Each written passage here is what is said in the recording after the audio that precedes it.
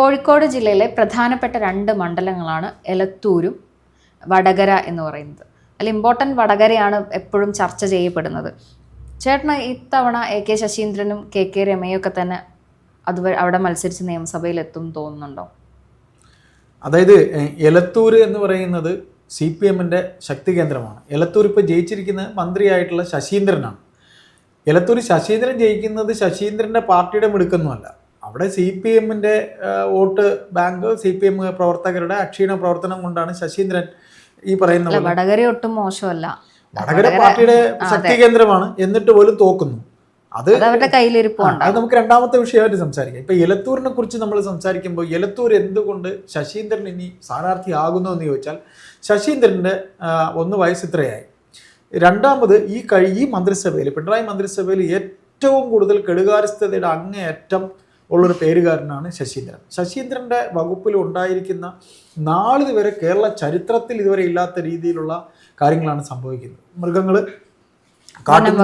വന്യമൃഗങ്ങൾ കാട്ടിൽ നിന്ന് ഇറങ്ങി നാട്ടിൽ ഇറങ്ങി ആൾക്കാരെ ആക്രമിച്ച് കൊല ചെയ്യുന്നു എന്നുള്ള രീതിയിലുള്ള കാര്യങ്ങളാണ് പോകുന്നത്. അപ്പോൾ അങ്ങനെയൊക്കെ പറയുമ്പോൾ അതിനെതിരെ പിണറായി വിജയൻ ഒരു ചെറുവിരൽ പോലും അനക്കിയില്ല. അത് പാർട്ടിക്കകത്ത് തന്നെ അതിഭീകരമായ രീതിയിൽ വിമർശനങ്ങൾ ഉണ്ടായിട്ട്. അപ്പോൾ അങ്ങനെയുള്ള ശശീന്ദ്രനെ ഇനി സ്ഥാനാർത്ഥിയാക്കി നിർത്താൻ കഴിയില്ല ആ മണ്ഡലമൊക്കെ. കാര്യം CPMനെ സംബന്ധിച്ച് CPMന് ഒരു സ്വഭാവമുണ്ട്. CPM ഒരു വലിയേട്ടനാണ്. മുന്നണി രാഷ്ട്രീയത്തിൽ ഇടതുമുന്നണിയിൽ ബലഹീനരായിട്ടുള്ള ഘടകകക്ഷികളെയൊക്കെ ചെവി തൂക്കിയെടുത്ത് കളഞ്ഞിട്ട് അവിടെ ഇവർ കയറി നിൽക്കുന്ന പരിപാടിയാണ് ചെയ്യാറുള്ളത്. അങ്ങനെ വരുമ്പോൾ കോഴിക്കോട് ജില്ലാ ഘടകത്തിന് അതിൻ്റെ കടിഞ്ഞാൺ കിട്ടാനാണ് സാധ്യത. കോഴിക്കോട് ജില്ലാ ഘടകം ശശീന്ദ്രനെ നിരുപാധികം മാറ്റും. അങ്ങനെ വരുമ്പോൾ CPMൻ്റെ പുതിയൊരു സ്ഥാനാർത്ഥിയെ അവിടെ നിർത്താനുള്ള സാധ്യതയുണ്ട്. അതിന് ഒരുപാട് പേരുകൾ ഉയർന്ന് കേൾക്കുന്നുണ്ട്.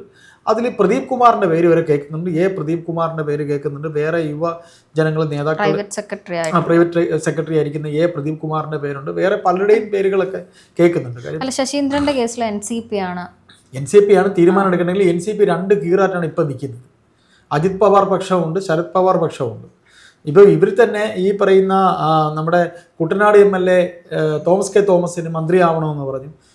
ഇദ്ദേഹം മാറണമെന്ന് പറഞ്ഞു. ഇദ്ദേഹം മാറിയില്ല. ഇദ്ദേഹത്തിന് കേന്ദ്രത്തിൽ പിടിപാടുള്ളതുകൊണ്ട് തോമസ് കെ തോമസിനെ നിർത്താൻ ഒക്കില്ലെന്ന് പറഞ്ഞു. ഈ ശരത് പവാർ വരെ ഇടപെട്ടു. ശരത് പവാർ ഇടപെട്ട് പിന്നെ പിണറായിയോട് സംസാരിച്ചിട്ട് പിണറായിക്ക് ഏറ്റവും വേണ്ടപ്പെട്ട ആളെന്ന രീതിയിൽ പിണറായി സംരക്ഷിച്ച് ശശീന്ദ്രനെയാണ്. ഈ തോമസ് കെ തോമസിന് മത്സരിക്കാൻ പറ്റിയില്ല. തോമസ് കെ തോമസ് ഇപ്പോഴും വെറും MLA. എന്നിട്ട് തോമസ് കെ തോമസ് അജിത് പവാറിൻ്റെ നിന്ന് കൈക്കൂലി വാങ്ങി എന്നൊക്കെ പറഞ്ഞൊരു ഭയങ്കര കഥയുണ്ടായി. അങ്ങനെ ഒരു കൈക്കൂലി വിവാദം ഉണ്ടായി.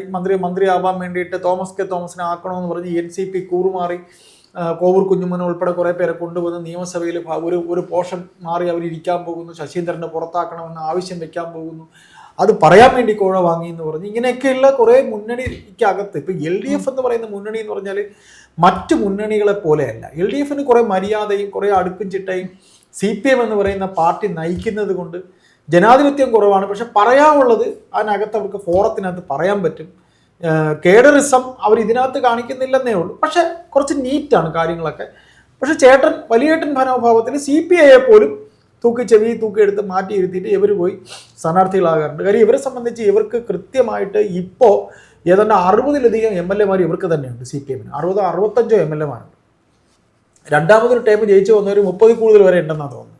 അങ്ങനെ വരുമ്പോൾ CPMന് 23. അതെ. അപ്പോൾ അങ്ങനെ വരുമ്പോൾ CPMന് അവരുടേതായ വ്യക്തമായ രീതിയിൽ അവരുടെ MLA ഇത്ര കണക്ക് വേണമെന്നുണ്ട്. അപ്പോൾ കോഴിക്കോട് ജില്ലാ ഘടകം തീരുമാനിക്കും എലത്തൂർ ഘടകകക്ഷിക്ക് കൊടുക്കണോ അതേ അവർ മത്സരിക്കണം. എന്തായാലും ഒരു 90% അല്ലെങ്കിൽ 95-99% എലത്തൂർ ഇനി ശശീന്ദ്രന് കൊടുക്കില്ല. ശശീന്ദ്രൻ ഇനി സ്വതന്ത്രമായിട്ട് മത്സരിച്ചാൽ പോലും ഒരു 1000 വോട്ട് പോലും ശശീന്ദ്രന് അവിടെ നിന്ന് കിട്ടൂല. നിരവധി വിഷയങ്ങൾ അദ്ദേഹത്തിൻ്റെ പേരിൽ അവിടെയുണ്ട്. അപ്പോൾ അതുകൊണ്ട് എലത്തൂരിലെ കാര്യം നമുക്ക് പറയുമ്പോൾ എലത്തൂർ ശശീന്ദ്രൻ സ്ഥാനാർത്ഥിയാകാനുള്ള സാധ്യത കുറവാണ്. അത് ഈ പറയുന്ന പോലെ കോൺഗ്രസിന് അവിടെ എലത്തൂർ കിട്ടുന്നില്ല. ഇടതുപക്ഷത്തിന് വളരെ സ്ട്രോങ് ആയിട്ടുള്ള ഒരു ഏരിയയാണ്. അപ്പോൾ CPMനകത്ത് LDFനകത്ത് ഘടകകക്ഷികളിൽ പിന്നെ ഈ പറയുന്ന NCP ശശീന്ദ്രനെ ഉറപ്പായി മാറ്റും. എലത്തൂർ എന്തുകൊണ്ടും ശ്രദ്ധിക്കപ്പെട്ട ശശീന്ദ്രൻ്റെ കെടുകാര്യസ്ഥതയുടെ കാര്യം കൊണ്ടാണ് എലത്തൂർ ശ്രദ്ധിക്കപ്പെട്ടത്. ഇയാൾ എവിടുത്തെ MLA എന്നാണ് ആൾക്കാർ ആദ്യം ചകഞ്ഞു നോക്കിയത്. എലത്തൂർ ഇദ്ദേഹം ആദ്യം കഴിഞ്ഞ ടൈമിൽ മന്ത്രിയായത് ഓർമ്മയുണ്ടല്ലോ.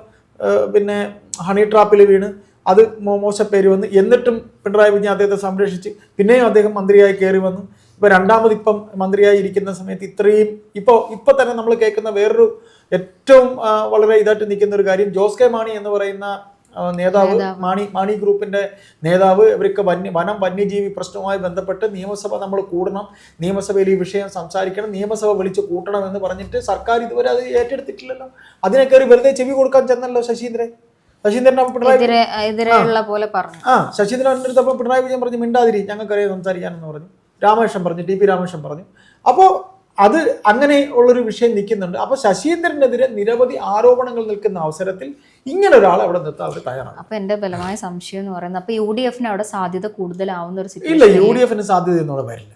അവിടെ ഭരണവിരുദ്ധ വികാരം വികാരം കോമൺ ആയിട്ടാണല്ലോ.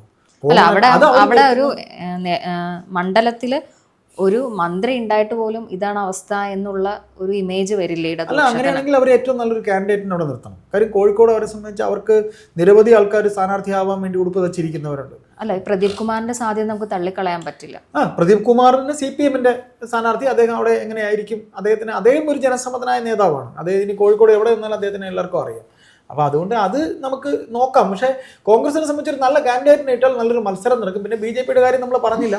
BJP എങ്ങനെ ആയിരിക്കും എന്ന് നമുക്ക് പറയാൻ പറ്റില്ല. ഏതായാലും ശശീന്ദ്രന്റെ സാധ്യത മങ്ങാനാണ് സാധ്യത. അതിന് പിണറായി വിജയന്റെ മിടുക്കണക്കിരിക്കും. KK രമയുടെ വടകരയിലെ കാര്യം എന്ന് പറഞ്ഞാൽ വടകര പാർട്ടിക്ക് വളരെ സ്ട്രോങ് ആയിട്ടുള്ള ഒരു സ്ഥലമായിരുന്നു. പക്ഷെ എന്നിട്ടും വടകര തോൽവി ഏറ്റുവാങ്ങിയായിരുന്നു. രമയാണ് ജയിച്ചത്. അതിന്റെ കാരണം മറ്റൊന്നും കൊണ്ടല്ല, ഈ TP ചന്ദ്രശേഖരൻ വധക്കേസുമായി ബന്ധപ്പെട്ട് ഉണ്ടായിട്ടുള്ള ആ CPM-ന് ഉണ്ടായിട്ടുള്ള ആ മുറിവ് ഇന്നും ഉണക്കാൻ ഇവർക്ക് കഴിഞ്ഞിട്ടില്ല. കാര്യം രമയുടെ പല ചോദ്യങ്ങൾക്കും CPM-നകത്ത് പലർക്കും ഉത്തരം പറയാൻ കഴിഞ്ഞിട്ടില്ല. പിന്നെ രണ്ടാമത് വടകര ഈ ലോക്സഭാ തെരഞ്ഞെടുപ്പ് നടന്ന അവസരത്തിൽ പിന്നെ ശൈലജയെ പാർട്ടിക്കാർ തന്നെയാണ് തോൽപ്പിച്ചത് എന്ന ഒരു പേരുദോഷം വടകര നിൽക്കുന്നുണ്ട്. അത് ശൈലജയെ സ്ഥാനാർത്ഥിയാക്കിയ സമയത്ത് ശൈലജ ഉറപ്പായിട്ട് ജയിക്കുമായിരുന്ന സ്ഥലമായിരുന്നു. കാര്യം കോഴിക്കോട് കുറേ മണ്ഡലങ്ങളുണ്ട്, കണ്ണൂരിൽ നിന്നുള്ള ചെറിയ കുറച്ച് മണ്ഡലങ്ങൾ ഇങ്ങോട്ട് വരുന്നുണ്ട്. ഇതെല്ലാം കൂടെ കൂട്ടി വായിക്കുമ്പോൾ ഉറപ്പായിട്ട് ഇടതുപക്ഷത്തിന് സ്ട്രോങ് ആയിട്ടുള്ള സ്ഥലത്താണ്. പിന്നെ മുസ്ലിം വോട്ടുണ്ട്. കാര്യം വടകര അതിനു മുമ്പ് K മുരളീധരനാണ് മത്സരിച്ചിരുന്നത്. K മുരളീധരൻ അവിടെ മത്സരിച്ചിരുന്ന സമയത്ത് K മുരളീധരൻ മുസ്ലിം വോട്ടിന്റെ ഇതിലാണ് ജയിച്ചത്. KK രമയുടെ കാര്യം UDF-ന് മറ്റൊരു സ്ഥാനാർത്ഥിനി ഉണ്ടാവില്ല. ചിലപ്പോൾ KK രമ മത്സരിക്കും. ഒരു വേള UDF ഭരണത്തിൽ വരികയാണെങ്കിൽ രമ മന്ത്രി വരാകാനുള്ള സാധ്യതയുണ്ട്. അപ്പം ഇടതുപക്ഷം ആരായിരിക്കും ഇറക്കുക അവിടെ? അത് പ്രതീക്ഷ ഇല്ലാത്ത സീറ്റായില്ലേ വടകര? അവർക്ക് വടകര അവരെ കയ്യിൽ നിന്ന് പോയതുപോലെയാണ്.